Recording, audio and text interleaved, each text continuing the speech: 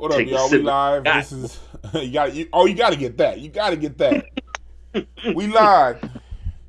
Hotepish intelligent ish talk intelligent shit talk. We coming to you with a sports segment today from back when I used to do my sports show, sports and things. You were around back then when I was doing the sports and things. I was. Way Yup. back in the day. Way back.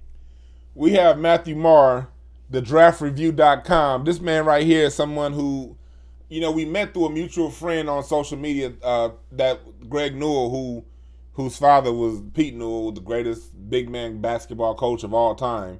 And I met Greg when I was AAU basketball coach at the Pangos tournament. And he introduced us, and we've been cool ever since, man, because you're somebody who understands the game, you understand the game behind the game. And I know a lot of people are used to me talking politics. People are used to cracking jokes, but sports is my shit. I coached basketball for a long time. I've gotten players to the NBA, to AAU, to Division 1, 2, and 3 college, and we understand a little bit about the game behind the game. So that's what we're here to talk to you about. I want to welcome my guest, Mr. Matthew Maurer, because he has a lot of insight and information. How you doing today, brother?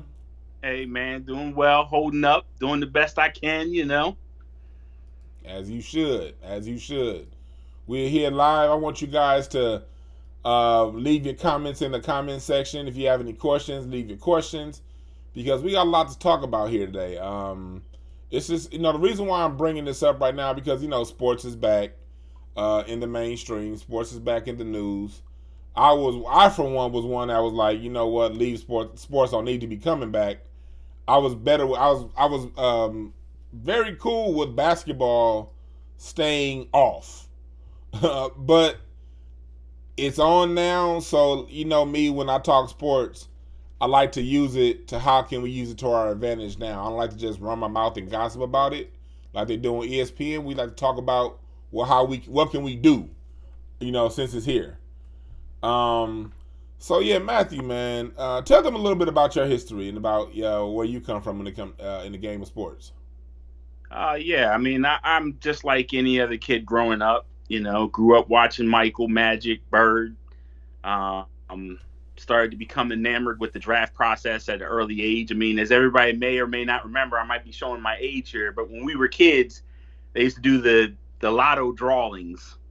So, the balls would be bouncing and they would pluck the numbers and everybody would be bated breath looking at their ticket. And in 1985, the NBA draft started a lottery system. And being a kid, it's like, lottery? What's that? I wonder how that's going to go. And that's kind of how I got my introduction to the NBA draft and started to really be focused on this incredible process of evaluating players and ranking. Essentially, what a draft is you're taking who you think is the best player one at a time. And hypothetically, if you do it right, the number one pick shouldn't be better than the number two pick, and vice versa, all the way down. And as we all know, that never happens. So sometimes it's team fit, sometimes it's personal background, sometimes you just can't see certain tangibles that come up when players are coming up. So it's all an incredible process for me. And I spent the next, I don't know, about 15 years scouting basketball players. I helped start a website, NBAdraft.net, with a good friend of mine, Aaron Smith. Then I did what everybody thought was crazy, and I researched every player that was ever drafted by the NBA since 1950 to current. And that research can be viewed on the internet at thedraftview.com. And, essentially that's been my whole story, is just basketball. And in between all that, just trying to see all this hidden meanings and understandings of how the game goes. I mean, it's not as simple as the guy who scores 20 points is the best player. It's not that simple. Sometimes the guy who's scoring 12 points a game could be the best player on the whole team, and that's where I'm more interested in. I mean, case in point, Gilbert Arenas, when he was at Arizona, he was the fourth option on the team, and yet he ended up having the best NBA career. So, I've always been interested in that hidden that hidden value? How can you see it, and how can you better understand player value with performances? Okay, thank you for that, man. Because I had to say that because thank you, David Banner. What's up, David Banner, in the chat room? Dave is one of the reasons why I'm doing this show, because there have been times that I've sort of skimmed over the topic about how the dynamic with athletes and how they're used, and so this was, I wanted to dedicate a full show to that, instead of just skimming over it, because it's a whole lot of details we got to delve into. And I want to start off with, let's start off with AAU basketball and where these players are picked and found. Why am I bringing this up? A lot of times people say, okay, the basketball players should strike. The whole point of me doing this show is to answer the question why that's necessarily not where you want to look. The basketball players should strike. The basketball players should sit out. If the NBA players come together and put their money together, they can help all of black society out. Why don't the players do this? Oh, such and such is my favorite player because he's a great dad and blah, blah, blah. All this shit, all right?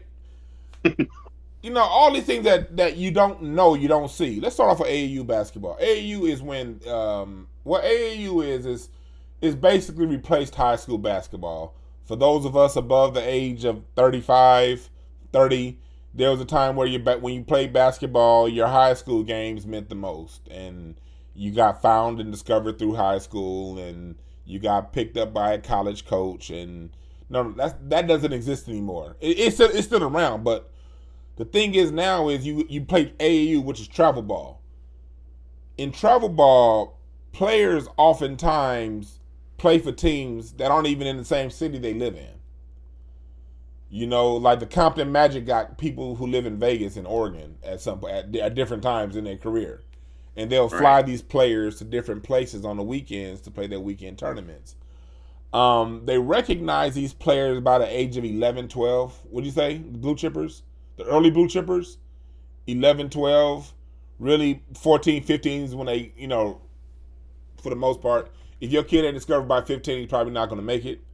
And what they do is they take them out of their home high schools and they put them in these Catholic schools. They put them in these other environments, away from the hood, away from their people. They segregate them. And after they segregate them, they sort of tell them in school, you know, you're better than the people where you come from. You know, the reason why we're doing good over here, the reason why you're over here is because they're not going to tell them bluntly you're better than them, but they're going to basically say the reason why things are easier at school is because this group of people know what they're doing, and the group of people where you come from, something wrong with them. And that's why your school is messed up, and that's why you're now here at Bishop Waddy High School or whatever. And they then put them in college. And in college is another form of segregation to where they're further extended, segregated from their people. And they're puffed up in their heads. They're told all these lies. They're told not to trust their own people. They're told to trust people who don't look like them. So by the time you get to the NBA and you're dealing with a second and third year vet, you're dealing with somebody who's 10, sometimes 15 years removed from his community. And these are the people that oftentimes we like to throw we want to fix society on their shoulders. And I want to make it clear, we can't fix society on their shoulders without the adults, without the grown people fixing our society first. Because our society is broken, they can then pluck these kids out of our society, take them other places, brainwash them, then throw them back in the NBA and say, hey, they speak for you. Talk to me a little bit, Matt, about some of the stuff that you've seen down on that AAU level, some of the devious things you see from those coaches in high school and AAU. I mean, you could probably write a book and people would say, this isn't true.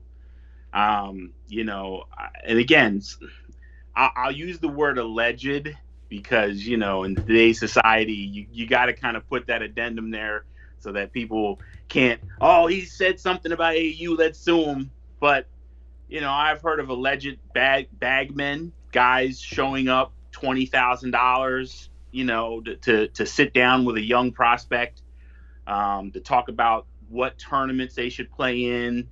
And that college football just started having this discussion about bagmen, and they're finding out that it is everything that has been talked about, and if not more. And I can tell you right now, to your point, by the time a kid is 15 years old, best believe money has already exchanged hands. If he's an elite player, he's already gotten money from bagmen. And to those who may not know who bagmen are, some people call them street agents, some people call them intermediaries. But basically what they are is they help establish a relationship between either a brand, such as an Adidas or Nike, or a agency. A lot of these agents know these players intimately because it's their lifeblood. They have to know these guys at a relatively early age, because if you're just now getting an introduction to a prospect and he's a junior in high school, you're going to have no traction when he blows up. You're not going to have it. You're not going to have the inroads. So a lot of times they have these street agents and these intermediaries who will go in, talk to these young men, find out what these young men need.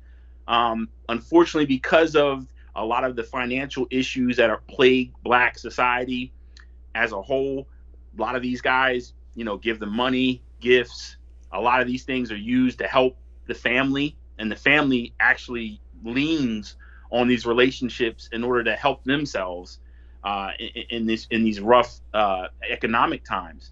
I've heard of, prostitution.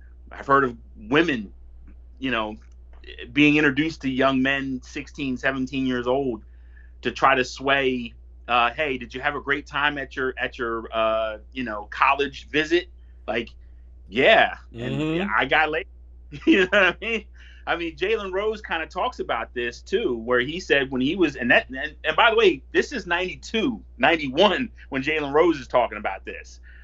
Louisville had a problem with this not too long ago about the prostitution, girls coming in and entertaining the players. I mean, guys, when they go on their college visits, a lot of times they're getting laid, and they're getting laid because the coach is like, hey, show this guy a good time. We got to really make sure we set a good atmosphere for him, make him feel like every woman loves him and every fan adores him when he comes here, because we need this recruit. And it's big money. I mean, I don't think people really understand just how much money these players are worth to these universities, how much money they're worth to AAU programs. I mean, the fly-in, people may say, well, why are they flying in high schoolers to play AAU programs? Well, very simply, if you're Mikey Williams, for example, you're playing for the Atlanta Celtics and you're based in California. Yeah. Having Mikey Williams for the Atlanta Celtics is going to euthanize and inject a ton of energy into that AAU program. So now everybody who's even close to that program is going to say, hey, Mikey Williams played there, I need to play there. That's on just that basic level. Number two is you got to keep the sponsors happy. And sponsors, let's be honest, a lot of them pay this huge money to support these AAU programs to have those business connections with these young players. They call it grassroots marketing. What it really is if I'm Adidas and you're 15 years old and I get to give you free pairs of sneakers and you end up being a top 20 high school kid, well, that introduction is worth millions to me, because you could end up becoming a top draft pick. And I've already made this introduction. I've already had all these, my name, I know your name, I know your mom, I know everything about you. And this is what people don't understand. The business of basketball, and this is just basketball, I mean, football, you have all these sports that generate millions and millions of dollars. Just to know people is worth a lot of money. I mean, I know, DeJuan, I don't even have to talk for you, but I know, because I had the same thing happen to me. Just knowing prospects, you will have people say, yo, can I get this number? Here's $500. What do you need? Do you want some tickets to a game? I just because you know somebody that's nice. Like, hey, what? I sat Go ahead. courtside at All-Star Game New Orleans. The first one they had in New Orleans after Katrina. Right. I sat in the courtside seats for that game. How did I get courtside seats? Well, one of the ticket boosters, he knew I hung out with a few cats in the NBA, and he used to want me just to get them to buy tickets when they had other non-events. He was like a ticket broker, and he had NBA games, but he also had boxing and concerts. And he wanted my NBA friends to use his services. So, what's his name? What's that man's name? You always see him. I just had his name on the tip of my tongue. You always see him before games. He has the rhinestones on his hat. It's the old white man, Jimmy Goldstein. No. Jimmy Goldstein's his name. That's right. Yes. Jimmy Goldstein. If y'all look him up, you'll see him. He's always courtside at games, sitting right there next to the players' bench or under the basket. Well, All-Star Game New Orleans, they had media row on the actual sideline. So the first row was behind the media. And old dude, I guess he sold Jimmy that seat. And Jimmy was like, look, if I can't sit on the floor, goddammit, I ain't going to the game at all. So he gave me them seats. I got to sit courtside and watch LeBron James win his first NBA All-Star MVP. Ray Allen should have won that motherfucker because he brought them back. Right. But, LeBron was the golden child. Well, it wasn't his first All-Star Game MVP, but I think it's his second. And but yeah, I said that to say I got that because just from knowing players, you get shit. And what they'll do is, I'm not gonna name this person's name. They have a very, very big, huge program. It's not as big as it used to be, but it was really big in the '90s and the early 2000s. It was called Double P. If you know the Twins. And anyone who knows basketball knows who I'm talking about. I got invited over one of them's house, and he was showing all these checks, canceled checks, because what he does, he's had literally dozens of top 5 picks come through his program, dozens. He keeps top 5, but he keeps these top 5 players coming, and sort of like what you say, he gets the top sponsors because he's going to have the top players. And these top sponsors, they pay a lot of money to put their shoes and names on these teams, people.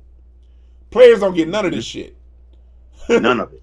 They pay a lot of money to give out free shoes. And what he would do is different actors and prominent people in LA who knew he had a very big time AAU team. They have children that are coming into high school who have hoop dreams. And so they're like, hey, I want my son to play on your team.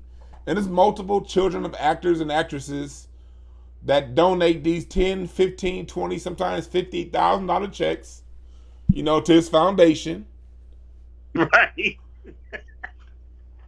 And he uses the prospects to get even more money. And it's like they make money hand over fist with these cats. I mean, it's a whole ass game people don't understand. And they're pimping your children. It's not pimping in the way of guerrilla pimping where they coming out flat down slapping people around. No, it's pimping in the fact that these kids are literally generating millions and millions of dollars at the age of 15. These tournaments, all those banners you see on sponsoring, they pay a fuck ton of money to sponsor these tournaments. Ton of money. And here's where they trap people, and I want you to talk about this for the parents out there listening who have kids who play basketball and play in these AAU type environments. This is what they'll do. We all have these top teams. Your child, little Jimmy, wants to play basketball, wants to play for an AAU team. They'll come into a smaller or mid-level team. They'll look pretty good. They'll work with a smaller program. I used to work for a team called Pressure. Pressure, we were a mid-level program, but we got them players right. You know what I mean? They come in raw, we get them ready.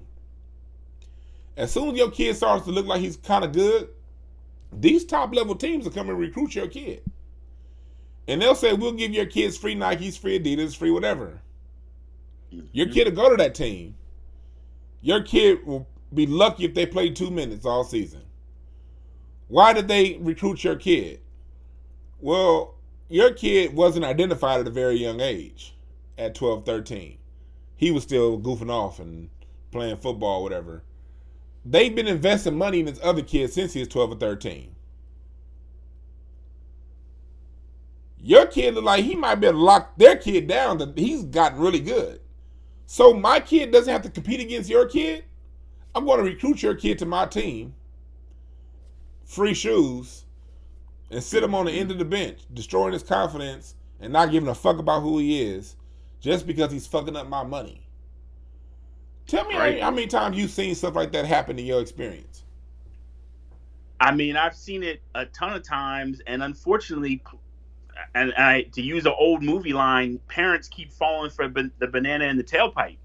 When when you have coaches that have taken time and invested to make your kid better, and you know Jamal, Rashid, Johnny, Charles, you know that they're way better since they started messing with this AAU coach, because he's been taking them to the gym early. They've been working out, and all of a sudden your kid is a problem, and they keep falling for the banana in the tailpipe. Oh, I want to go to this because this is more prestigious AAU program, so I want to go there and rub shoulders and say that my kid is on that AAU program. But what they don't realize is, more times than not, yeah, you get the benefit of the association, but you get the disbenefit of your kid is now not competing.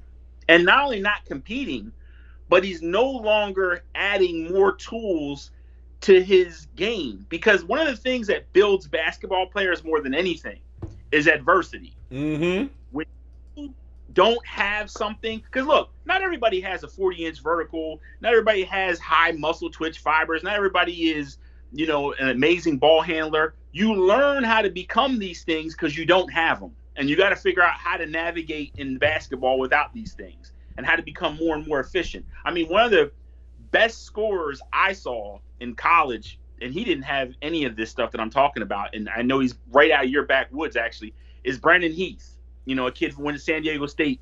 Brandon Heath, he was a ninth grader when I was a senior. I remember he went to Westchester with me. Yeah. Correct. He could drop 20 points in his sleep in college. And he didn't have any of these. He wasn't this elite leaper. He didn't have like this amazing athleticism, but he knew how to score. And you get that from playing people. You don't get that from sitting on a bench and watching the game. You get it from playing. And when you take your kids away from a constructive building group and you put them into a team that's like, hey, yeah, you'll play when the second guard is injured. Not you're the backup's backup. And your kid's not doing anything. And you're sitting there saying to yourself, wow, we had St. Mary's and we had San Diego, they were kicking our tires, but now they've lost interest. Yeah, because what you've done, and this is, look, I'm sorry to say, this is, as a scout, this does happen. If we think your kid is rising up and he so-called gets better, more competition around him, and then he doesn't continue to rise, we're saying to ourselves, oh, maybe he's not that good. So we'll cool off of you. We'll say, oh, maybe he's not that good. Look, he's around more talent and he's not getting any playing time. So maybe he's not as good as we thought he was when he was at this other AAU program. When the truth of the matter is that coach isn't giving him any time. I mean, look, I hate to say it, but you can cost your kid a really good college scholarship by playing this revolving seat game with AAU programs. You just really can't. I've seen it. I've seen it happen too many times. You brought up a good name before, Brandon Heath. We used to call him Bottoms, because I remember when Bottoms got to, he was the same class as Jordan Farmar out of high school, but Jordan Farmar had the longer attention. People had been paying attention to Jordan a little longer. Brandon went to Westchester, but at the same time as Trevor Ariza, Hassan Adams, and a few other cats that made. I can't remember all their names now. It was a while ago, but people that's still in the NBA till this day. That was a very heavy squad, but I remember Jordan was the kid that had the good grades. He had the look. Brandon, he didn't have the name recognition that Jordan had, even though he had went to a better school. And that was the difference between Jordan Farmar getting to UCLA and Brandon having to go to San Diego State. But at San Diego State, he became the all-time everything in a lot of their stats. Well, until Kawhi Leonard came along, and Yep. then Kawhi Leonard came along and took a lot of his stats out. That's right. But I said that to say he was someone who I thought should have made the NBA, should have stuck. But he didn't. And the player that wasn't as good as him and went on to become an NBA champion. That shows you how small the line is when it comes to those who make it and those who don't. Let's go into the NBA area a little bit and okay. Actually, we talked AAU. We talked college. Did we talk? Let's get into college. I know you're really good when it comes to the identifying players. Let's talk about some of the game that they run on these people in college, and I want parents to be aware of if you have a child or if you know a child that has a prospect of making college basketball. What are some of the pitfalls that you see players run into as they get into college? Well, the number one pitfall I see is they go to a school because of the reputation and not because of the opportunity. I mean, for example, maybe you want to go to Duke, but maybe Kentucky, which let's say you're a point guard, and this is a perfect example of what I'm talking about. You're a point guard. Your game is more of a fluid, dynamic athlete. That's what you do on the court. You're not a half court. You're not a standout perimeter shooter yet, and you want to go to Duke, but Kentucky's sitting there like, look, you know what we do, and you're like, oh, I'm going to go to Duke though because they fit me. And then what happens when you get to Duke is Coach K's not letting you go out there and freestyle like Calipari will. He's going to say, listen, you got to bring the ball up. You got to shoot this 3-point jump shot. I don't really like you going in the lane all the time like that because you're going to get in the way of my other dynamic wing players. And, you know, you're in a bad opportunity where you could have went to Kentucky, which fits your skill set better and allows more freedom of movement for your position. And you didn't want to go because you wanted the name brand recognition of this school. You know, it happens every year. Every year there will be an NBA draft guy who people will say, wow, he was a 5-star recruit. How come he didn't get drafted? Well, he went to the wrong school. And because he went to the wrong school, it became a bad situation. And because of that, he didn't get the playing time. And thus, we as scouts and everything else, he looked out of place. He looked like a fish out of water. And because of that, he killed his prospects somewhat. And I mean, that happens all the time. It happens more times than I think people really understand because too many people are worried about the brand of the college rather than the opportunity. What can this college do for me and my skill set? Because if they can't do something for your skill set, then you shouldn't be going to that college. You just shouldn't. It's a waste of time. You're just going to get frustrated. And at the end of the day, you're going to transfer. That's usually what happens. Let's talk a little bit about the academics of this between high school and college and how they really don't give a fuck about these people's academics at all. Let me tell you guys something. Well, this one game they play. When they put you when they put your kid in this Bishop St. Mary's cracker school, what they do is they say, oh, our education, our science scores of this, our math scores of that. But they're not teaching your kid. Your kid is kind of passed along. There are agreements set up with these teachers. You know, we got to keep our team GPA high. Makes everything look good. Just go ahead and pass these people and push them on through. Then they get to college. I encourage people to look up that scandal that North Carolina had a few years ago. Because in college, what they'll do is they'll say, okay, student athlete.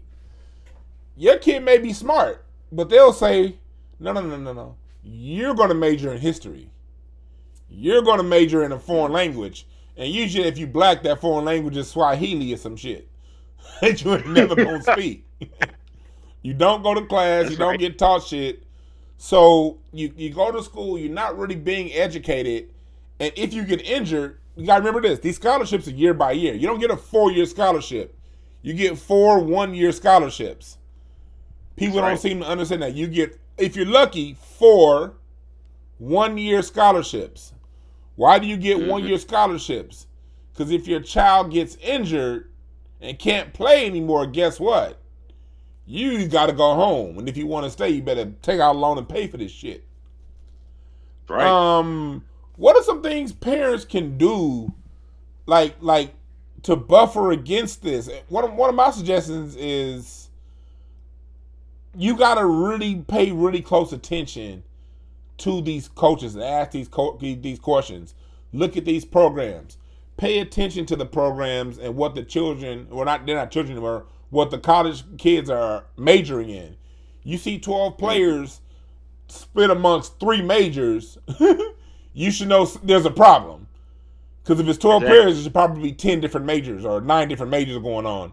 But if there are 2, know that you might be up in that shit. And understand that your kid is being played. Tell us a little bit how they play with the academics.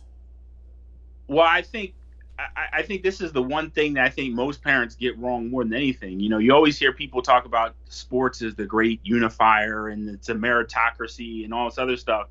What they leave out is it's a meritocracy to get on the floor. When it comes to academics, it's not a meritocracy. It's, well, we're like, I'll give you a prime example. This happened in football. Deshaun Hand, who plays for the Detroit Lions, he went to Michigan. He was committed to go to Michigan. He told Michigan, I want to be an engineer. Michigan said, no, that's our problem. You tripping? You ain't being no engineer. You ain't being no engineer.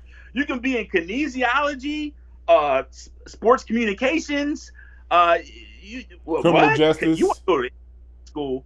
So he took himself down to Alabama and became an engineer, went to the engineering program out of Alabama. So this is what I always tell people.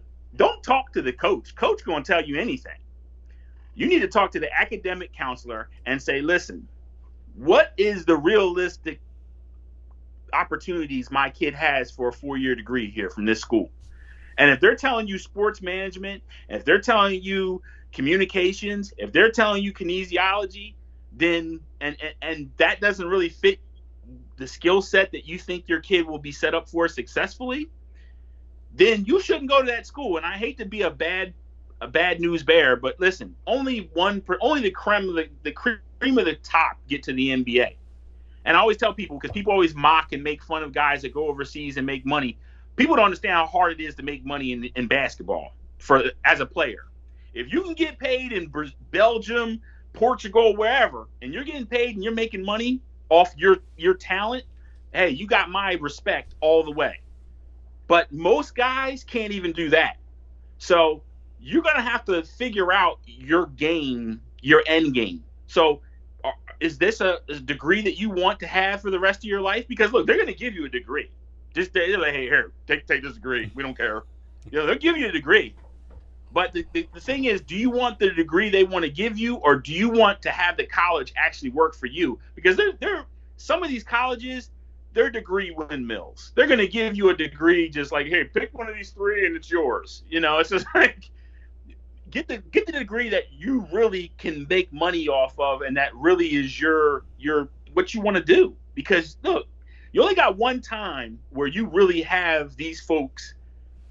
I use the word to your advantage. You only have one time, and that time is when you're an unsigned senior in high school.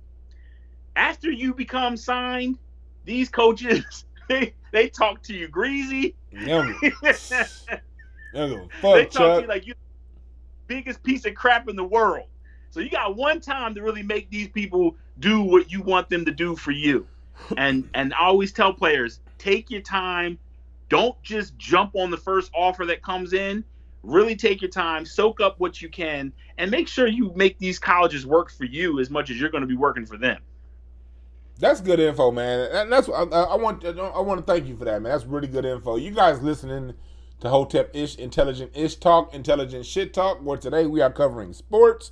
We're covering it. We for those just tuning in, the first 30 minutes we've spent talking about AAU basketball, high school, and college, things to look out for, things to prepare for, and so like and share this video, especially if you have any family that's a college prospect, any family members that have children that are college prospects. Let them hear this information, because oftentimes Like you said, when you sign, once you sign that letter of commitment, it's over with. Once you go to that school, once you pack your bags and go on campus, it's over. You're now at the will of the NCAA. So we want to make sure that we put accurate information out there, because here we have to spread the information here along the grassroots, because ESPN is not going to tell you this information. Fox Sports not going to tell you this. They're all in on this game. They're all in on exploiting these players. Basketball isn't the sport that you guys think it is. It's a product.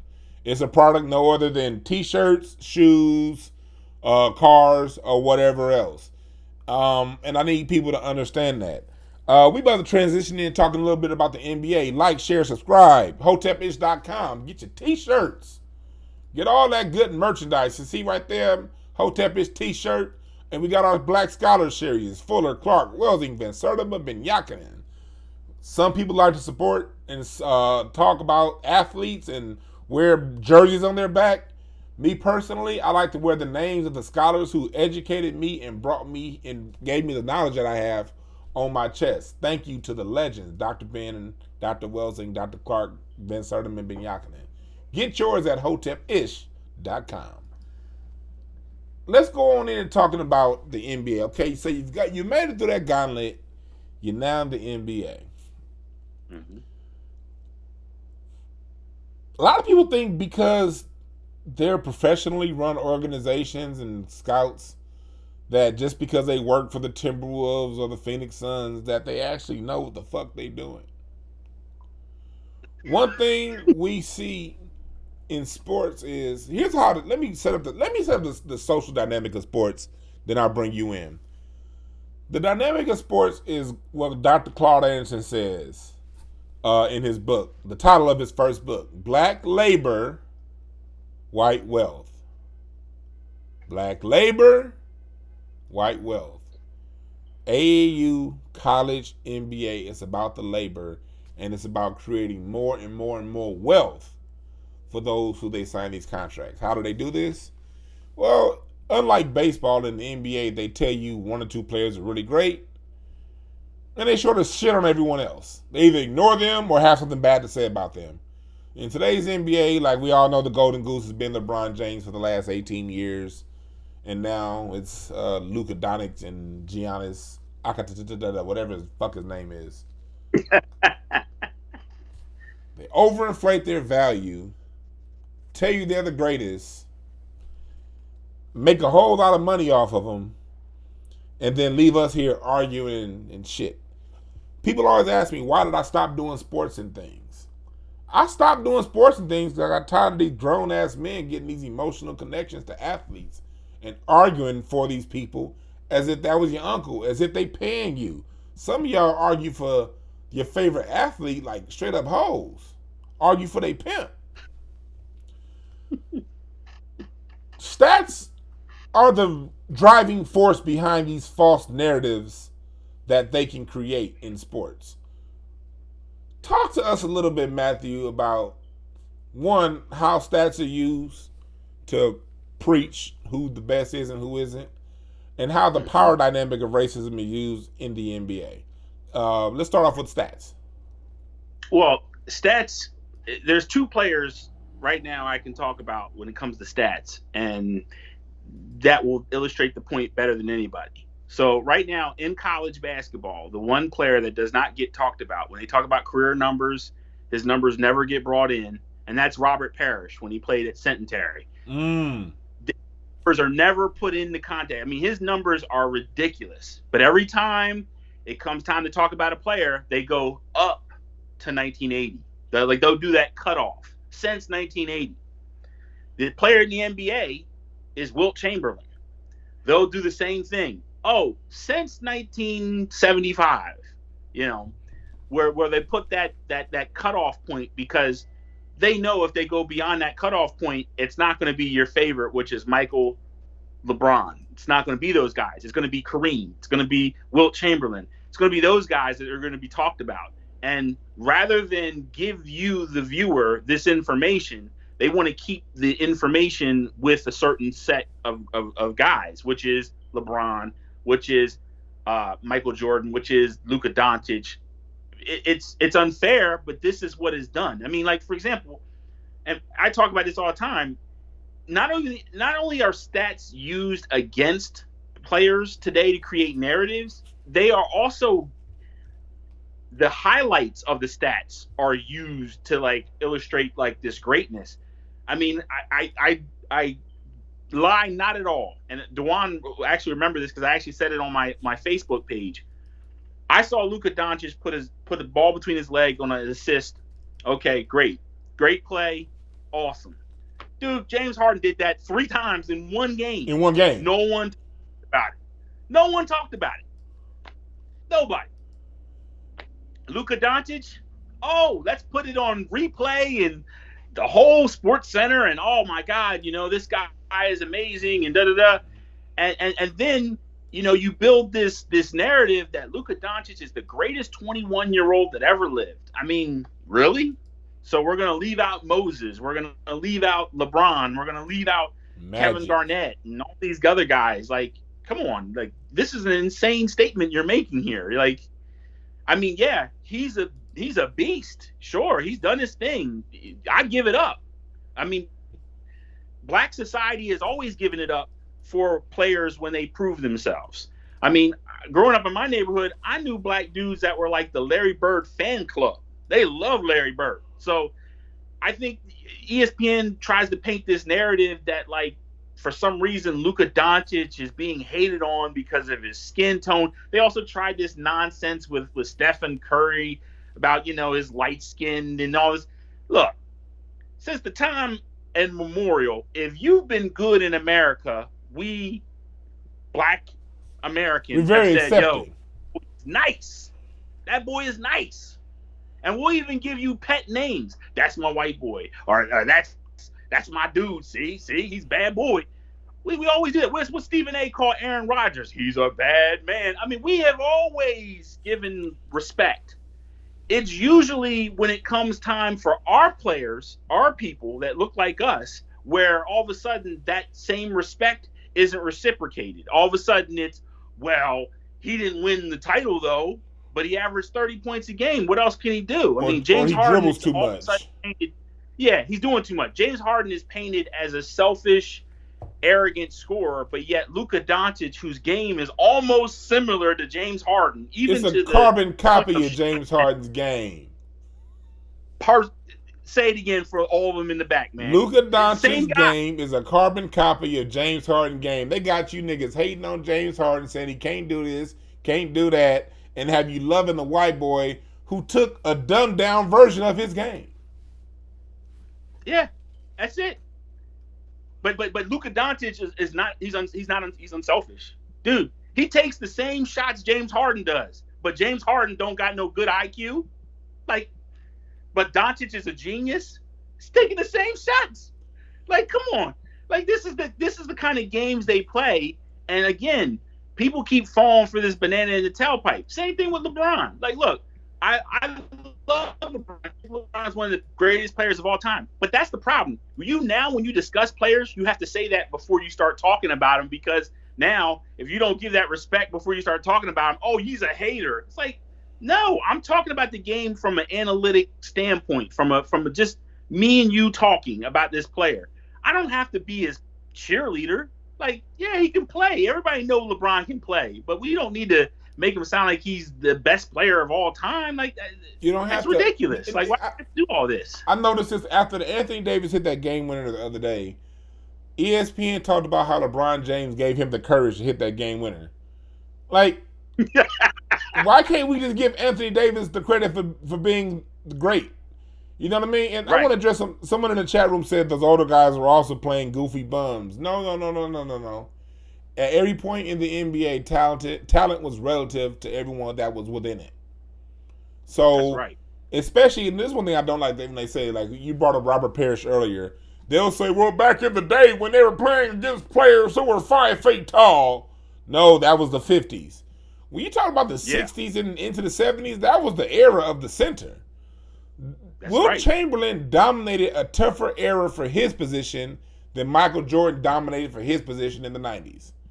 Because in the 90s, your average shooting guard was 6'2", 6'3", buck 90, buck 95, 200. Jordan came in 6'6", 220, solid. You know what I mean? Jordan was far more dominant because he was a lot big. The same thing y'all said about players in the 50s. That's the era Jordan dominated. When you talk about expansion right. and those teams that were added between the Charlotte Hornets, the Orlando Magic, well, who else? You had the Timberwolves, the Raptors, the all these teams were added and watered down right as Jordan, and they watered down the nucleus of teams right as Jordan was coming into his prime. And right. instead of having Clyde Drexler and Elijah Wan on the same team, not saying they would have been, but instead of having Reggie Miller and Patrick Ewing on the same team, you had Reggie Miller over here, Patrick Ewing over there, Clyde Drexler over here, Barkley over there, while Jordan had the concentrated talent with him, Pippen, and people forget how great Horace Grant was before they got Rodman. And he got this tight unit, and then they say, okay, Jordan is the greatest. They don't tell you all this stuff, and they talk about stats. I want to have you talk about stats for a little bit because, but before we do that, I want you guys to look up this book right here. How to Lie with Statistics with Daryl Huff. This book right here that you see on the screen, it will show you how you can take any number and tell it whatever the fuck you want it to say. Matthew, I'm going to let you talk for a second while I go refill my water. Talk to the people about how statistics are used to change their people's thoughts. Absolutely. You know, one of the biggest statistical, I guess, weapons is rankings. You have a lot of people say, oh, well, these guys played against older talent. They weren't as good. They weren't as, it's older talent. Well, put it like this. People like to forget about evolution. So if you take Kyrie Irving, who's the greatest ball handler ever, and you put him in 1955, like you make him born in 1955, he gets raised in the 1960s. He doesn't have the same handle. I mean, just wouldn't. Now, I'm sure he'd be special with it, but he wouldn't have the same handle. And, rankings are just now that there's just people just talking about, like, I think they had Stephen Curry as the number 2 point guard of all time. Like, I love Stephen Curry, but number 2 point guard of all time? Like, I don't know about that. Like, I get why people make the rankings. I get why people talk about it, but like rankings have done more to destroy intelligent basketball conversation than anything else that ESPN has put out. Easily. Yeah, you're right about it. And it's because they don't talk about, they don't take into consideration era, style of play, all of that stuff. Here, Mickey, you're right. Mickey said Harvey on that narcotic. Yeah, I love you, Harvey, but yeah, you on that narcotic. Talking some Chamberlain was schooling bums. Chamberlain was schooling Wes Unseld, Hall of Fame. Bill Russell, Hall of Fame. Kareem Abdul-Jabbar, Hall of Fame. Should I keep going down a list of Hall of Famers that Wilt Chamberlain was schooling? Should I go down the list of Hall of Famers that Kareem schooled? Kareem schooled Hall of Famers from Wilt through Moses. Yep. Well, Moses was kind of getting Kareem at the end of his career. Yeah, Moses was destroying Kareem. He was destroying Kareem, kind of. Nasty. But Robert Parrish, Bill Walton, you named the center that went to the Hall of Fame, Kareem got a body on him. Name how many Hall of Fame shooting guards Jordan got bodies on. Drexler, Mitch Richmond. And Miller? Yeah, Mitch Richmond. I'd say, Miller, Richmond. Yeah, and Richmond he played against twice a season. Reggie Miller, they only played against in the playoffs one time. The rest of Jordan's playoff runs was against John Starks. That motherfucker came from the ABA. Craig Elo, he couldn't make the NBA today. No. I mean, Jordan basically got off on schooling I won't say bums, but players who weren't as athletic and usually 3 to 4 inches shorter than him. Dumars is one of the Hall of Famers that he played against. But even Joe Dumars wasn't size-wise. He defended Jordan, but they weren't in the same ballpark size-wise. No. So we got to remember that. And Why am I bringing this up? They use these statistics to push agendas and push narratives and sell you product. You brought up Luka Doncic. Luka, for people who don't watch basketball, is a European. One thing that's going on right now in NBA, what there's always going on, going back to Tim Duncan, is, and this is what ties into racism in America and how it works overall, and how there are no segments of society that are removed. Neely Fuller says white supremacy is practiced in all 9 areas of activity: education, entertainment, labor law, politics. Y'all know the rest. Look it up. But sports is under the category of entertainment. And while people think they're watching a game, they don't understand that you're watching some contrived BS that's put together to sell you product. And one thing that they do is they don't really push, like when it comes to Black American born foundational, Black American ADOS, whatever you want to call them. There's usually one good one that they pushed at a time. After that, they really pushed the players who weren't born here first. And the players who weren't born here or come from a different lineage, they get a lower bar to cross. You know what I mean? Tim Duncan won MVP the year Jason Kidd took New Jersey from worst to first, averaging 22 points a game. The same year Kobe averaged 30. Couldn't get it. Anthony Davis been the best defender in basketball all year, but Giannis won Defensive Player of the Year with half the blocks and half the steals. We saw what happened with Steve Nash and those fraudulent ass MVPs he got. Fraud ass MVPs. Talk to us a little bit, man, about how they play non-American born players against American born players with the statistics. Very simply, I think I broke it down not too long ago on my page, where I talked about Luka Doncic was, for example, getting this credit that he was the reason that international basketball is now accepted. And I basically showed that it was Dirk Nowitzki, who came in '98, who then doubled the NBA draft of taking foreigners from the outside. It wasn't Luka, it was Dirk. But because Luka is now the new guy, and listen, the NBA, it's chess, not checkers. And I'll give the NBA a lot of credit. They do a lot of things that I think go past people's heads, and people say, oh, well, they just drafted who they wanted to draft. No, they tell some of these teams they're going to take certain guys. You may not remember, but a couple years ago, Dallas took an kid from India, Satnam Singh. Kid wasn't the best player, period. He played at IMG. Wasn't that great. He was a solid player, but he wasn't good enough to be in the NBA. He left high school. Now, the NBA just put in rules a couple years ago to not allow high school players, North American high school players, to go pro. But this kid going on prep school, he leaves. Not that good. Again, I'm gonna stress that again. But the NBA said, oh, if we can get into this India market, man, we're going to make money hand over fist.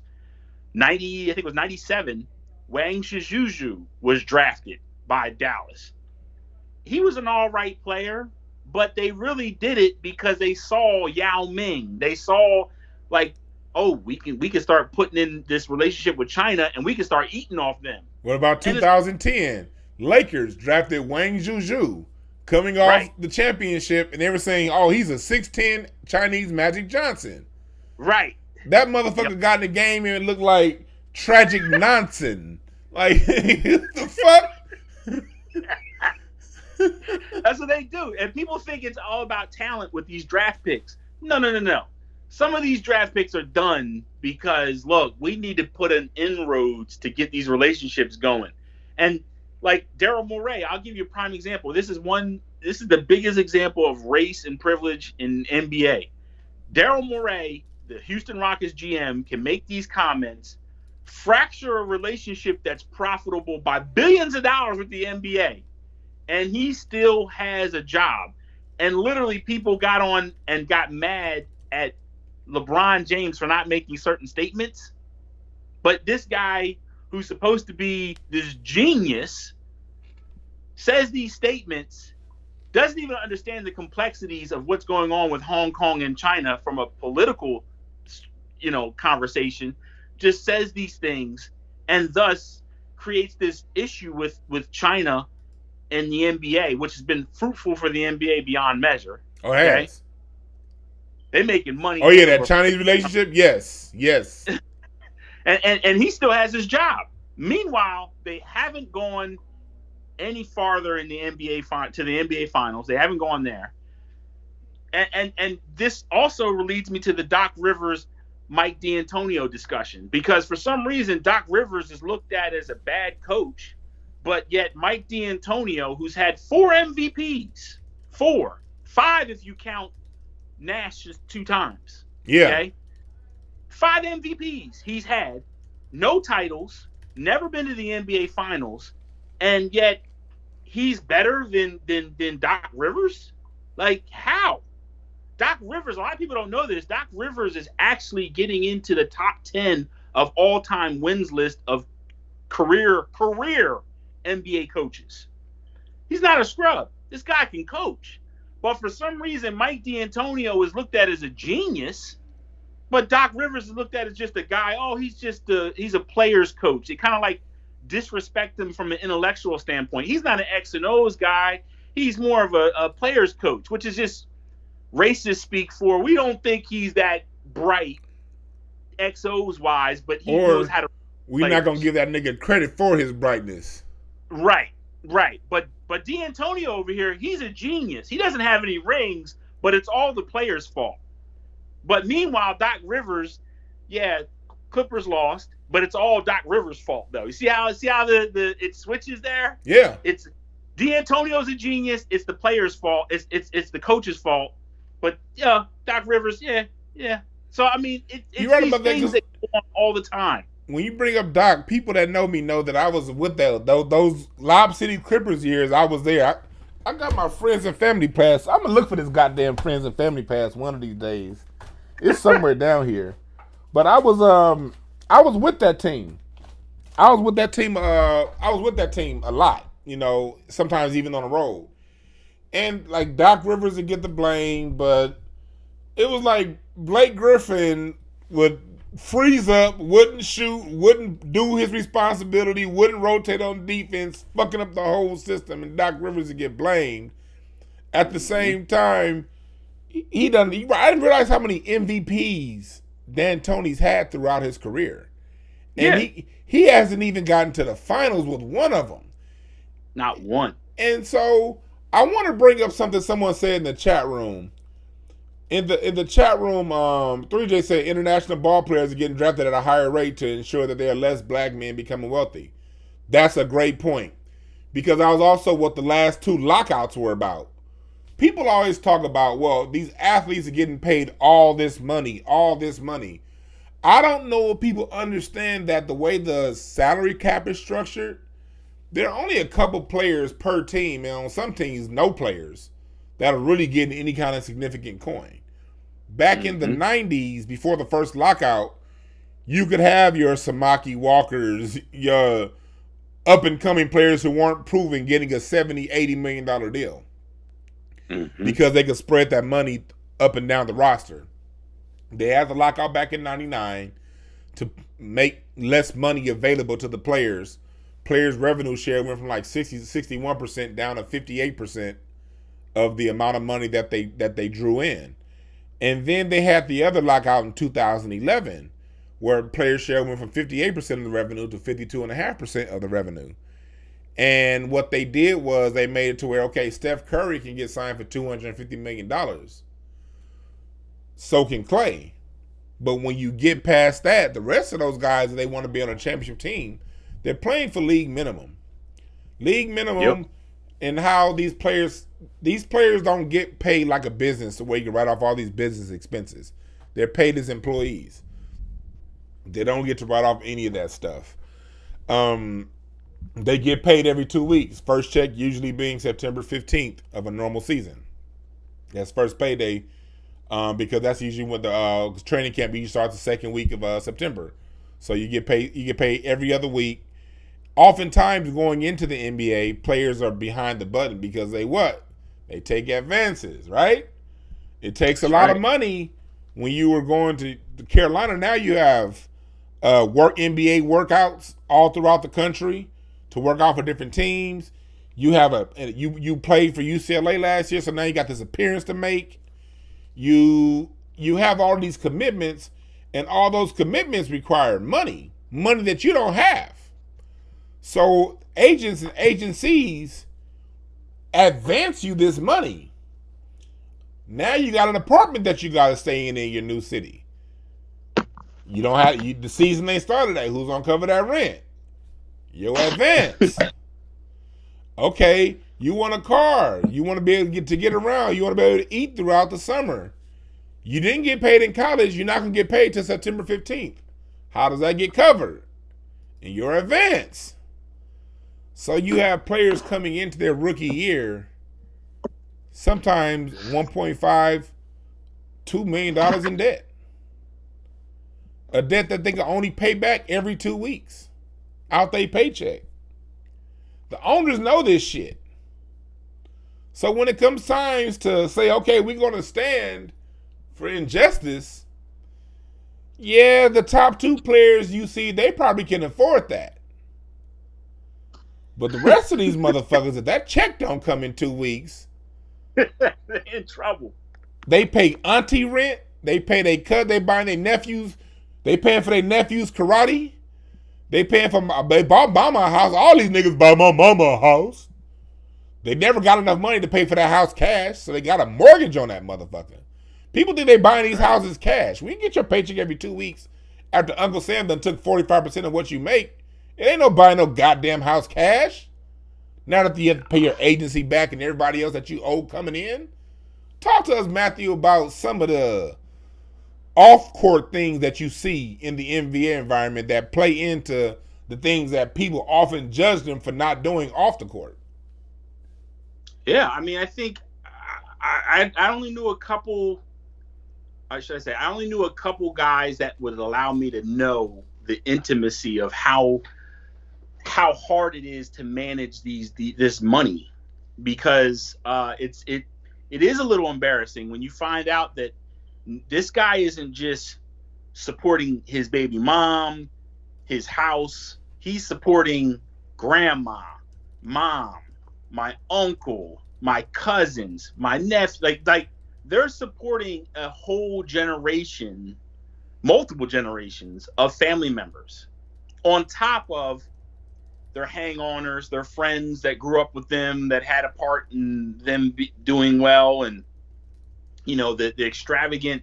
Because a lot of these guys, and I think, I can't remember the player, but he kind of talked about the difference in money when it came to even betting. Like, they would play cards, and guys would be sitting there with millions of dollars on the table, and he was like, man, I can't even put $3,000 down on this table right now. I just can't, like, it's a huge difference with the money that goes on. I mean, I think we all get carried away because we see the money is so extreme, and compared to us, it is.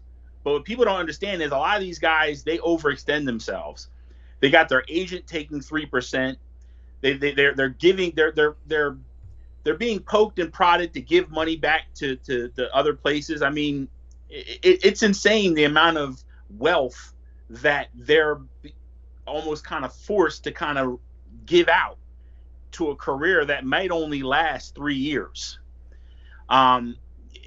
It's pretty intense. And I always tell guys, if your parents and your friends love you, then they won't ask anything of you. And because when you start getting those questions, when people start saying, hey, let me hold something, that's when you're in danger, because that let me hold something becomes, yo, let me get that BMW keys, or let me get the house in the Hamptons for the weekend, or all of a sudden it becomes like this way of life in which you have these people that you love and you care for that are now taking advantage of you, that are now using you. And sometimes I think they do it unknowingly. And I've seen this too. Some family members feel entitled to these things. Sure, yes, they like, do. what are you not going to give me? I raised you. You're gonna pay my rent. What are you talking about? You're not gonna pay my mortgage note. I raised you. Like they demand these guys to kind of put out, and it's terrible. Some of the things that I've seen family fight about, because hey, this guy has made the bubble, and nothing brings out this ugliness more than when a family member passes away, Oh because man. that funeral becomes, you're paying for the whole funeral. What do you mean we're gonna chip in? No, you're the big NBA star. You're gonna be paying for the funeral. And that's when it becomes like this huge fight, because I'm paying for the headstone, and I'm paying for the funeral, and I'm paying for all these things. That's when it really starts to come out, when grandma has to be buried, or when your great great grandmother has to be buried. That's when the ugliness really manifests itself, because you can see some of the resentment and some of the self-hate that comes out with the family. Because look, let's be honest, and I've seen this too, and I know you have too. Your aunt, she had a son too that played basketball with you, and she still to this day don't understand why He didn't make it, but you made it. Jealous as hell. He dunked on that time when they were 13. I don't know why he didn't make the NBA. Right, He just had big feet. That's why he made it. Yeah, he was better than him actually. All that. So you made a good point, man, because you have the funeral thing that comes out, and you have players, you have family members that generally do expect. And then on top of the family members, you got the leeches, you got the vultures. I remember me with being around so many cats in the NBA, I would get the people who I'm gonna give you 1 hour at All-Star Weekend with me. Pick the city. I was at about 10 of them. They know who I am. You got the person who has a private jet company, and these private jet companies, they like players and athletes because they know athletes spending money on dumb shit. So they always send a rep out at these different parties, the ESPN party, the Don Julio party, the Pepsi party, whose ever party it is. They send these reps out, and all they do is they go around to get close to the players or whoever's with the players. You got the limousine companies that's going to get you to the airport. You got the private jet companies. You got the person that's just invented a new bobblehead and he wants your friend's face on it. You have the other person who has a cigar. He works for this cigar manufacturer and he wants to know if it's cool that he gets 3 minutes with your friend. You have another person who works for some obscure wristband company. What you saying? Don't forget the clothing company. Yes. The clothing companies. Yes. I done got so many clothes my fat ass can't fit, and t-shirts. I remember I had an LRG necktie and handkerchief. Who the fuck is gonna wear an LRG necktie and handkerchief? And so no matter what, you got people coming at you all day, left, right. Give me your money. And then they have another one. I'm 3J. I'm gonna get to that point that you just said. As a matter of fact, I'm gonna put this point up on the screen so I don't forget to address it. When I'm talking about this, so they have people coming at them and pulling at them from every single direction. And you 23, you gonna make a couple bad financial decisions. Period. I don't care who you are. You get money, you're gonna make some bad ones, but the difference with them is they say they're lucky if they get 3 years and it's over. I think people need to see that when it comes to the daily lives that these cats live. That it's more than what we see. The money is snakes at every corner. I remember one time I was at a party with Baron Davis. We were in Caesars. It was back when Opium nightclub was open. They saw me. I was with Bottoms, the person we talked about earlier, Brandon Heath. He was with us. Yep. This when when Baron was trying to get him to sign with his agent, he had Bottoms and a few other people come out. The security at Caesar's Palace saw it was Baron Davis and these 5 niggas. Well, 3 of them looked like they could have been in the NBA. One of them looked like they security guard or a football player. You know who the football player was? Me. They figured we had some money. So they were like, okay, $500 per shoelace and 4 bottles. Wow. meaning $1,000 per person that was wearing tennis shoes, plus 4 bottles. The cheapest bottle being $900. So they basically wanted us to spend over 10 grand to get in because they knew it was Baron Davis. Luckily, Baron BD had been in the league for a while at that point and said, "Fuck this shit, let me get out of here," and left. But you know how many times that works, because it may rub a young player's ego the wrong way, and he'll put up that 10 grand and still buy another 2 or 3 bottles once he gets in the club because of mental immaturity. It's a whole lot of shit that goes on behind the scenes. And to what this comment that's on the scene, I want you to talk about this comment too, Matthew. Someone said it might be because I told them in the chat room that LeBron has a smaller share of the revenue, NBA revenue, than even Jordan got. Here's why I say that. Yes, Jordan got paid less earlier in his career, but late in his career he got paid a lot more. But wherever he was in his career, understand the NBA made less. When I say share of the amount of money generated,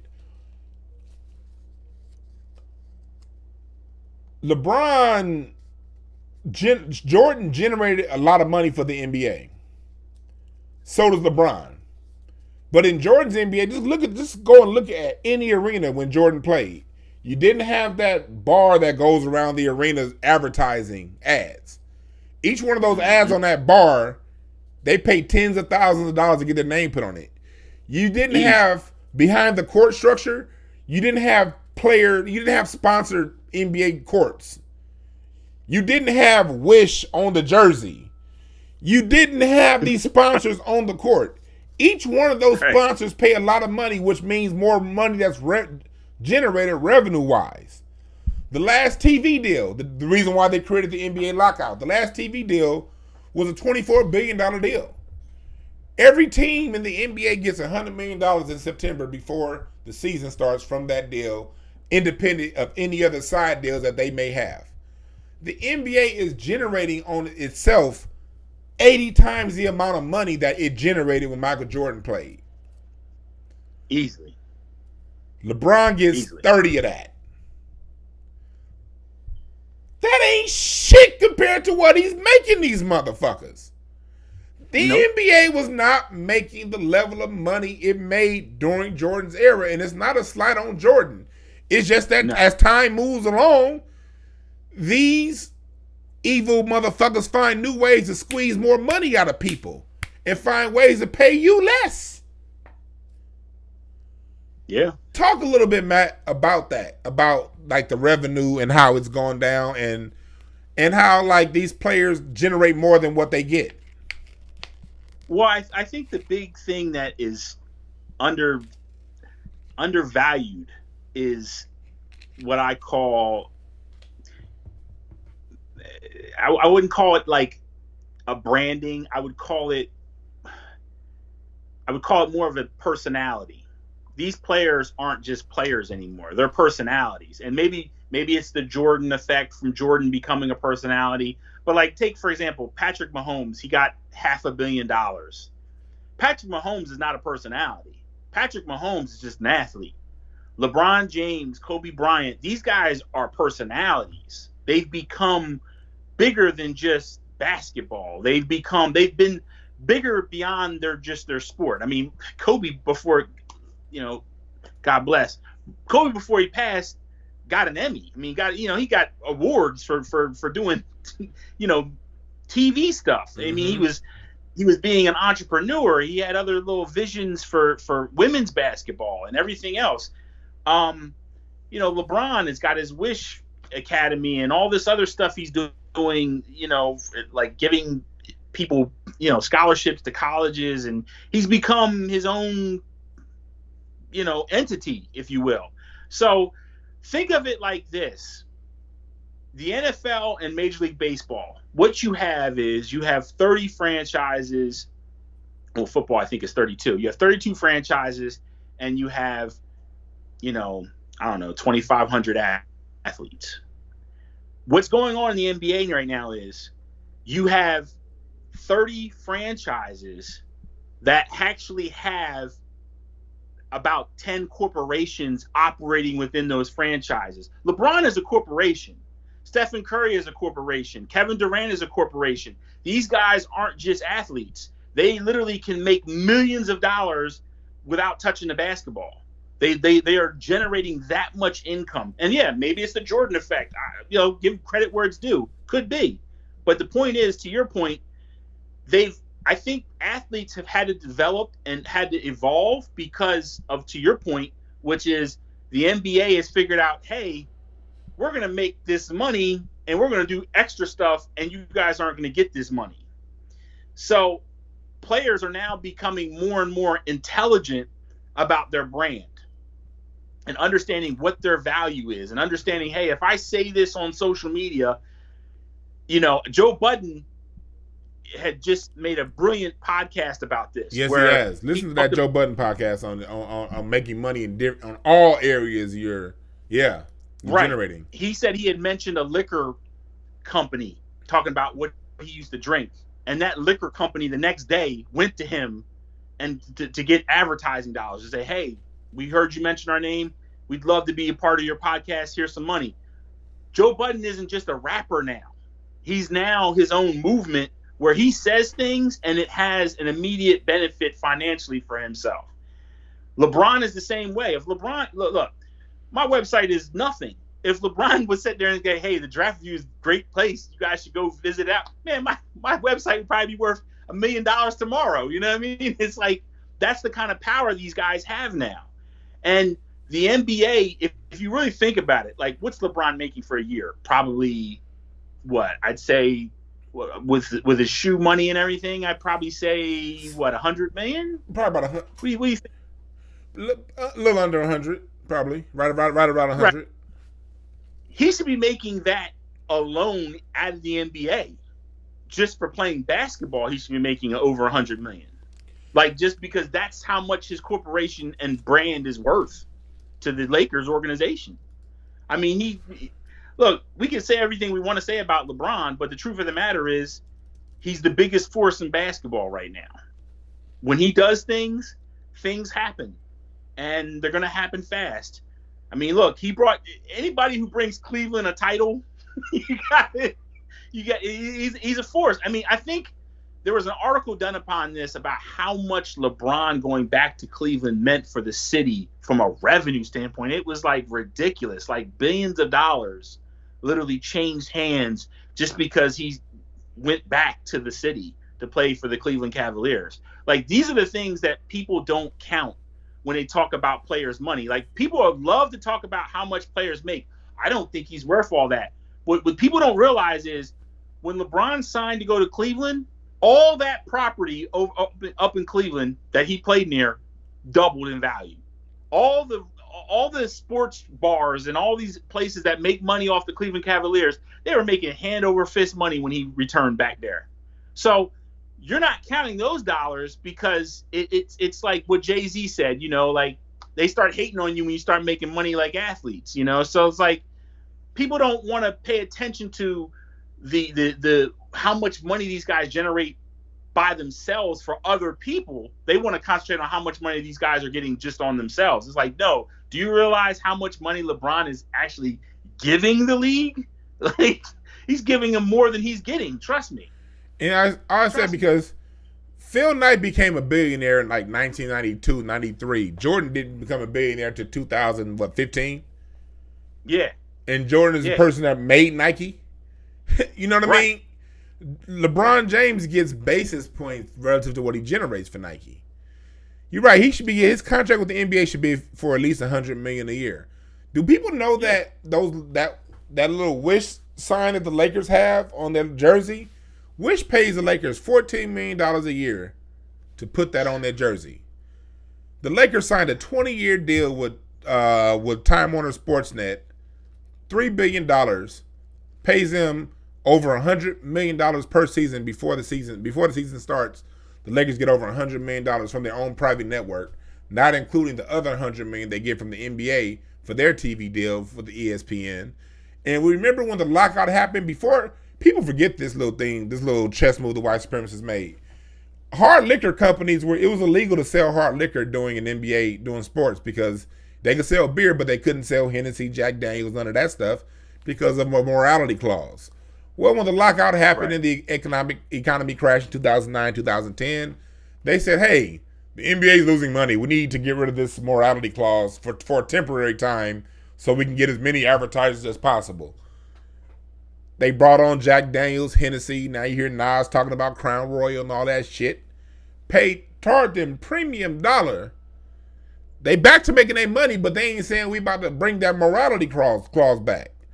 I said that to say these motherfuckers is bringing in money hand over fist, but we as a people tend to look at the athlete and not the system that's going around it.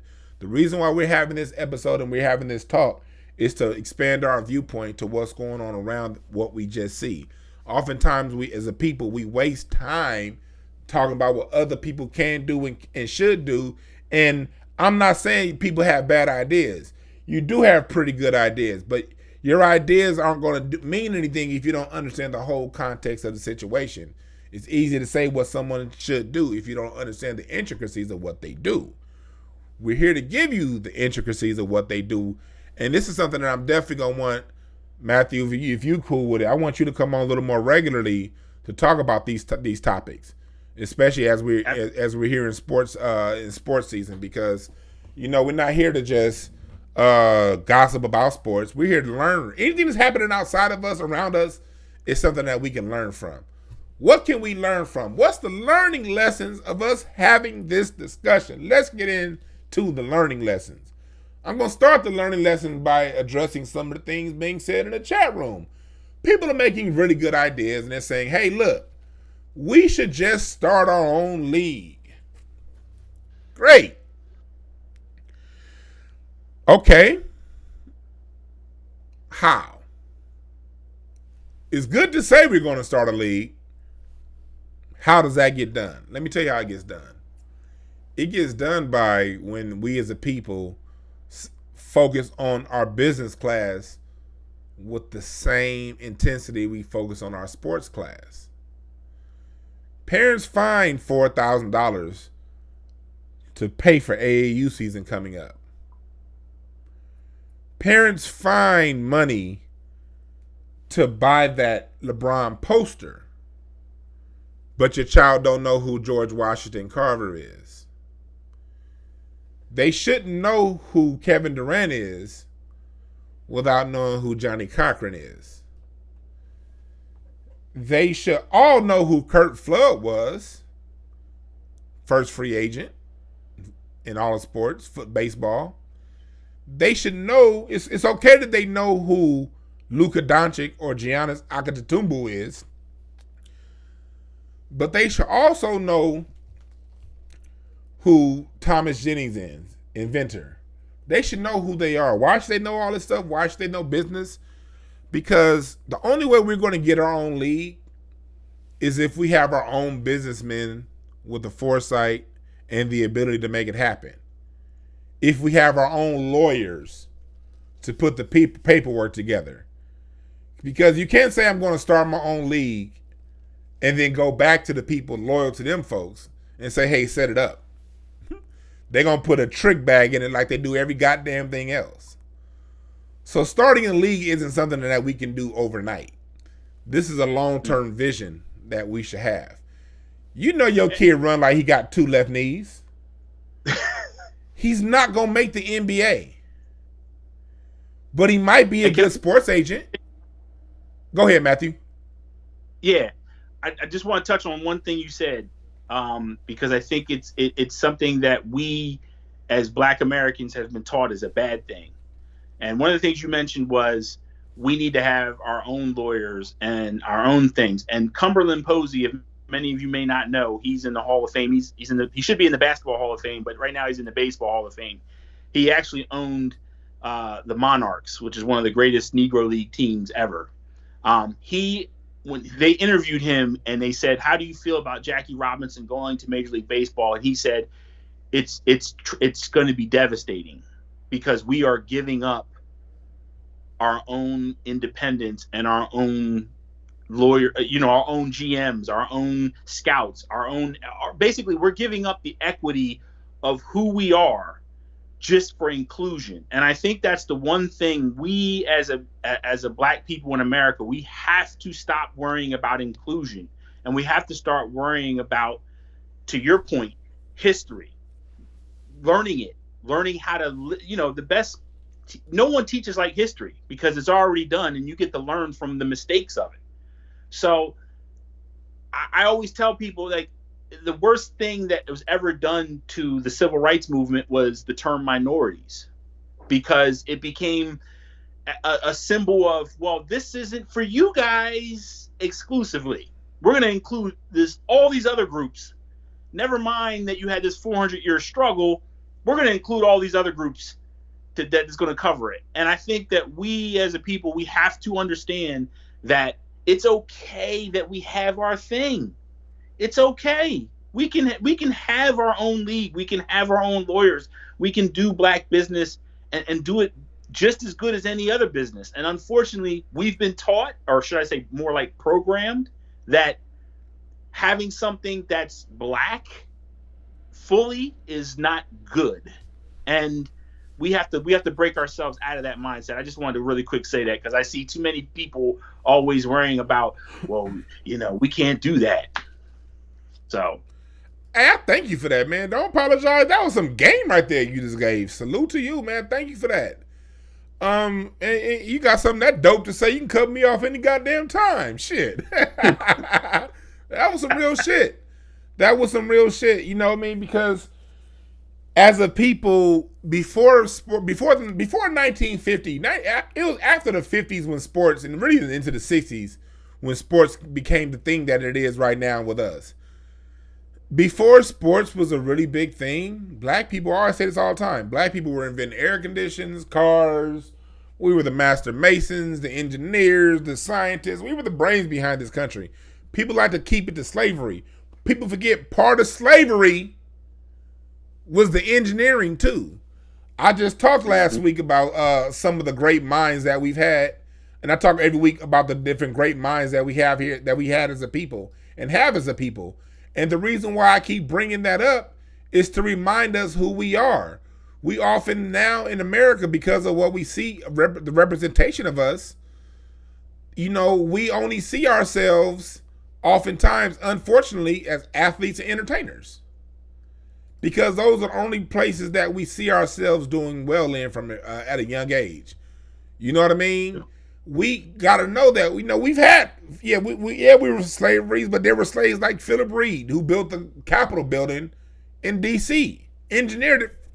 We've had the bridge. We've had so many people that have done great things when we cared about what's going on in our head, and not people celebrating us for what we can do physically.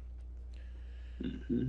If we develop a mindset of keeping sports here, sports is cool. I'm not shitting on sports and saying it needs to go all the way. Sports needs to be put into perspective. Sports is something young people do to stay in shape, develop community. Because when I used to coach basketball, I used to teach the game of life through basketball. I can teach you some fucking lessons through the game, through the triangle offense, and why you set screens versus why you pass, versus when you do these things, and tie it to life. Mm-hmm. But we got to know that sports is a part of life. It's what you do to keep this body in shape.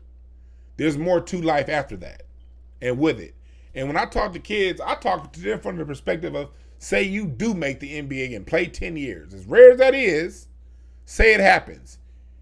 You retired at 33, you still got 40 more years, 50 more years to live. What you gonna do?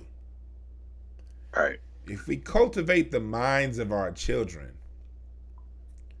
we can be our own solution. We do have the big three, Chubby, and I like that with Ice Cube, but it has to go more. We do have to eventually get our leagues back. But going back to what you were talking about when it came to the Negro leagues, we had our own lawyers because that was the Negro leagues thrived at a time black people educated themselves. It was before Brown versus Board of Education. It was before desegregation. We had everything we needed top to bottom. We don't have that structure right now. We need to get it back. we as a people, if we have an issue and say the athletes need to protest because of what's going on in society, be willing to do that at your situation, at your place of employment. If you're not willing to do that with yourself, don't put it on somebody else. What are some of the solutions that you see on top of what you said, Matthew, before we close this out, that we can do to solve our own issues when it comes to this whole sports dynamic? I think the main important thing we can do is teach our kids that, it's fine that you want to be a professional football player. It's fine you want to be a professional basketball player, but it's also okay that you want to be a doctor, that you want to be a lawyer, that, we need to start augmenting and giving respect to these cerebral things that we can do too.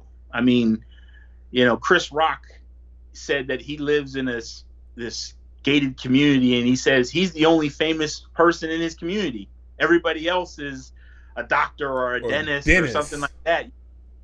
So I think we got to teach our children that, pick up that basketball, of course, because it teaches you life skills. Of course, use it to give yourself these life lessons about teamwork, about work ethic, about how to communicate between people. Sure, those are all brilliant skills that you need in life. But also, look, extend yourself in the classroom. I see you went into the gym and threw up 100 jump shots. Did you take 30 minutes and read a book? I mean, the ISIS papers, for example, the miseducation of the Negro. These are books that should be taught to every single black child that walks this planet. These should be required reading. How many of them have read it? And for you brothers that can't read, I mean, look, you can go on YouTube. They got audiobooks on YouTube. So, you have no excuse. The world is there for us to really get a real grasp on what we're missing. And we're missing so much history, so much. I mean, like Hannibal Barca and our real Imhotep and all these great people have been buried because we've allowed this programming to go on where we've separated Egypt into the Middle East, and we've made all this ridiculous programming happen, and we've said, oh, we're not African. No, you that's where we come from. This is you. It's okay, and we've become disconnected between ourselves and our culture, and we have to get our culture back. And part of getting our culture back is knowing our history. We are not slavery. That is not us as a people. That's small potatoes. I mean, that's nothing. That's a pin drop. That was a moment in time. Yeah, that's a little moment in time. Read about Kush. Read about all these ancient civilizations that we fostered. Learn about the Moors. Learn about all this history that we have given the world. Chemistry comes from chemet, the word chemet. So, I mean, it's we have all this knowledge, math, all this stuff that goes on, architecture. It's all comes from us. And literally, we have people walking this planet right now that are the descendants of these people, and literally they don't know. They think that they think Black American history is literally, we were slaves, we were freed by this guy named Lincoln, Martin Luther King came, and now we have Barack Obama. That's the history we've been taught. That's the history. I mean, you came on my post the other day talking about George Washington Carver and how Henry Ford and Edison stole a lot of his stuff.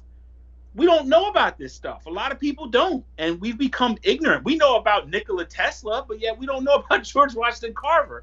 We know about Elon Musk, but we don't know about all these other people out here. I mean, there's a brilliant young brother that has put together an algorithm for AI. So it's we don't know about this stuff. We're totally ignorant to it. The and algorithm we literally that Facebook and Instagram uses was put together by a brother.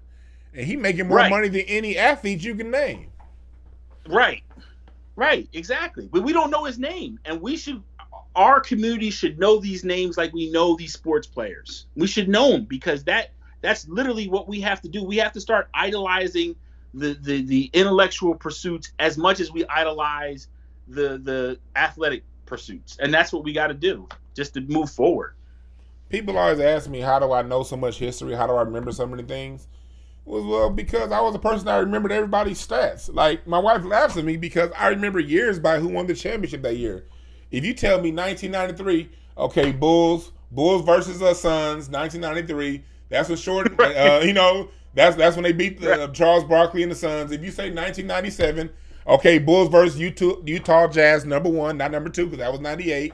If you tell me 2004, I'm gonna say, God damn it, that's the year that those motherfucking Pistons beat my Lakers in the champion. I like to forget 2004 ever existed because that's who I am. If you tell me, you know what I mean, what's when I remember when I was in school, when they would say, okay, what's 3 out of 4?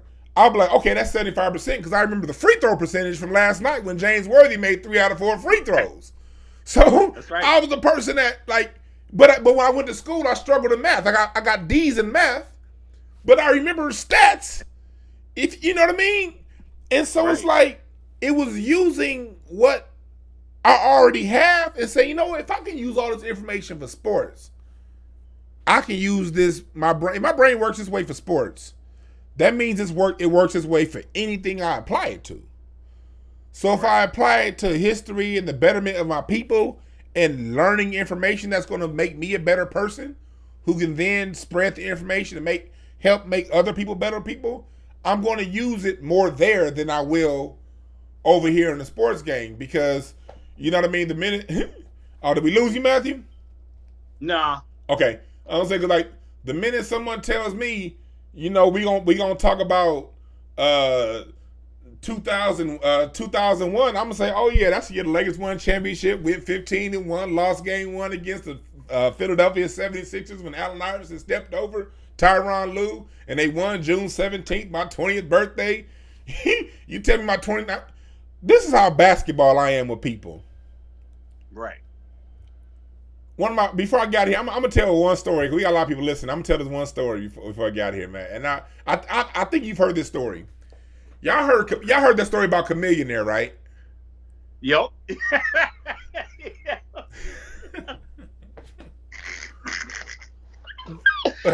Y'all know that rapper Chameleonaire from back in the day.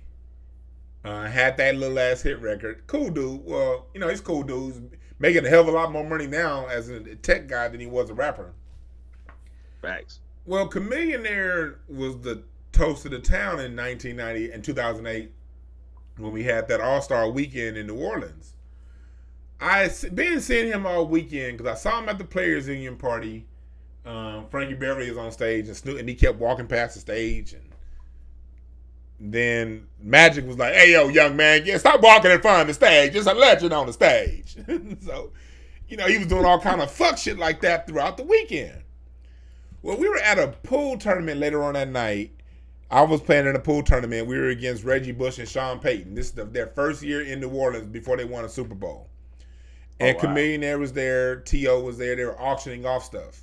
T.O. had spent $81,000 on a bunch of autographed Dan Marino jerseys and Montana jerseys and stuff like that.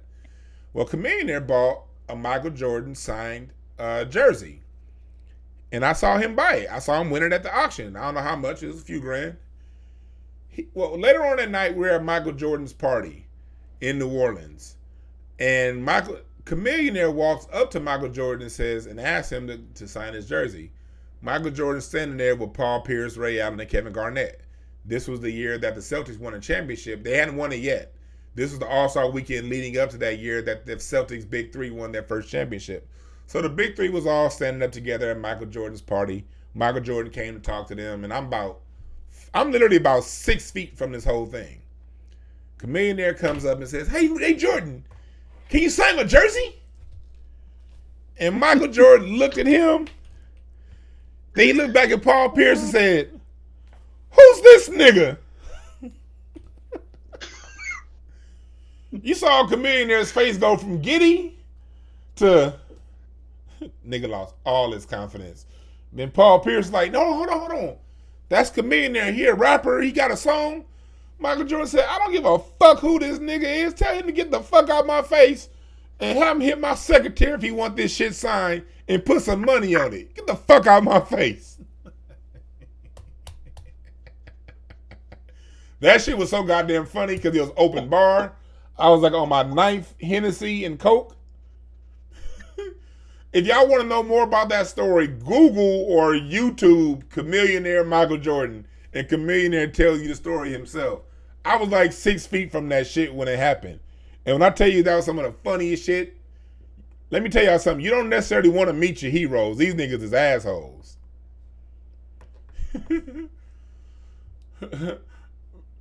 Matthew, how can they get in? Give me your closing thoughts and tell them how they get in contact with you.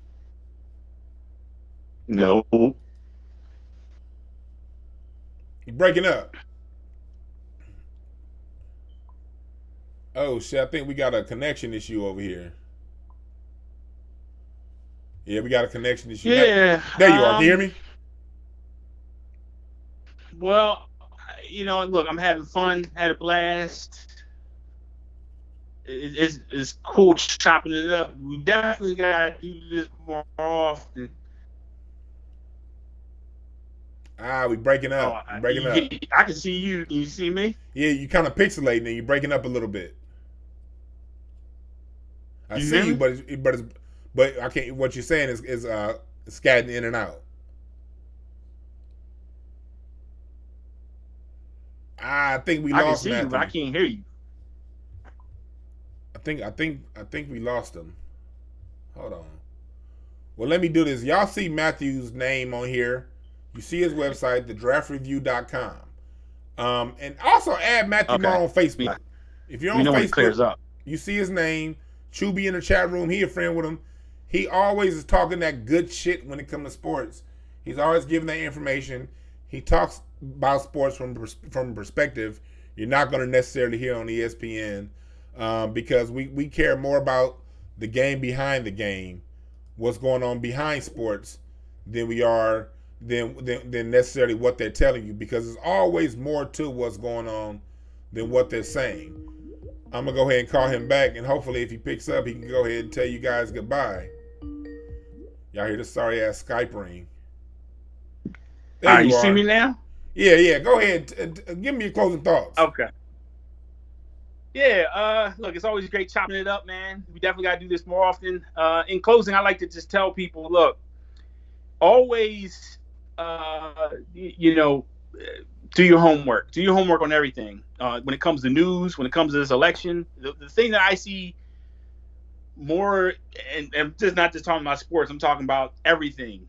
People take face value information and then they parrot it like it's fact. Sometimes you gotta look deeper. You can't just take CNN or wherever you go for your news and say that that's what it is. You can't just take a guy that comes in your house and wants the benefit of your son and say, well, that's a great situation. So sometimes you gotta dig deeper and you gotta look for more and more information and get to the bottom of what is beneficial to you and your family. They can get in touch with me on Facebook, Matthew Maurer. I'm Dewan's friend. You can see me on his friends list. I'm also on Twitter at The Draft Review, and you can also see my website, thedraftreview.com. And look, all I ask is for an open mind when I talk sports, because a lot of times, to Dewan's credit, I'm talking about stuff that is not going to be used by a lot of people, because I look at things a little bit more deeper and a little bit beyond the normal realm of understanding. So appreciate you guys having me, and I look forward to talking again. Thank you again, Matthew. And I want everybody to remember this. When it comes to sports, we can keep them around as long as we keep it in perspective. Keep sports in perspective. Keep it for what it is. Don't understand that sports is something that we do, but we're much bigger than sports. We're much deeper than sports. You were saying right in the chat room, KVW, Mansa Musa was Elon Musk of the world at the time. Does not talk to our children. He was bigger than Elon Musk. Shit, he was the richest man in the world. Threw off the world economy with all the gold that he was giving out. Remember this when it comes to perspective. Slavery was a point in time. It wasn't our time. When you go out at night and look up in the sky tonight, you won't be able to do the seasons at night. You're going to have to get up about 4 in the morning. Later in the year, it'll be earlier in the night. Go outside and look up. You'll see the Orion constellation. You'll see the Sirius star. And then you'll see this big old red-looking star in the sky. Not too far from that. That star is called Betelgeuse. Betelgeuse is 642 light years away from Earth. That means it takes the light that's being sent from that star took 642 years to reach the United States. Why am I saying that? Because when history is taught as a we were slaves thing, and then that was our whole history, and now we here, it takes out of perspective that slavery was just a moment in time, and a small moment in time at that. What was going on 642 years ago? 642 years ago, when you look up at that sky and you see that light shining, the moment that light was sent to the time your eyes caught it, the Mongolian Empire was still controlling Asia when that light was sent. The Ottoman Empire still controlled North America. The Aztecs were running Mexico. The Black Moors controlled southern Spain, Western Africa, and had an empire here in the United States. The Songhai Mali Empire was the richest economy in the world, led by who? Mansa Musa. Their number one trade, in spite of having all that gold and silver and diamonds, their number one trade was books. During that time, Europe was still caught in the 100-Year War, and most of them motherfuckers didn't have a shoe and didn't know how to bathe. I'm saying that to say, in the span it took one star that we see out there as light to reach here, the world has changed 7 or 8 times over. The condition we're in as a people is temporary. Everything has a rise and a fall, just like the season. Today is the fall equinox, meaning it's the fall. The leaves have to fall. The grass has to turn yellow. Things have to fall for life to regenerate. We as a people have gone through a great fall, but we're waking up and we're rising again. You can be a part of that rise by being the person that decides to get yourself up on information. Like sports, but keep sports in this context. If you know your favorite players' stats, history, where they were drafted, you can use that same ability in your brain to get a favorite businessman that you can model your business after. A favorite stockbroker that you can model how you buy your stocks after. A favorite teacher, a favorite something outside of the lane of sports. We all have that ability. We just don't use it. As a people, we've been asleep. But know that we haven't been asleep. We've been asleep, but we're waking up.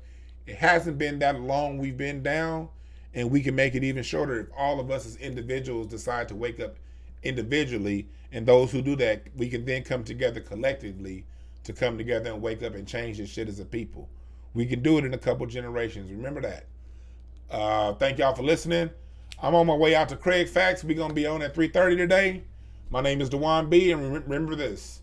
There are no perfect messengers, only perfect messages for those who are willing to pick up game. Like, share, subscribe.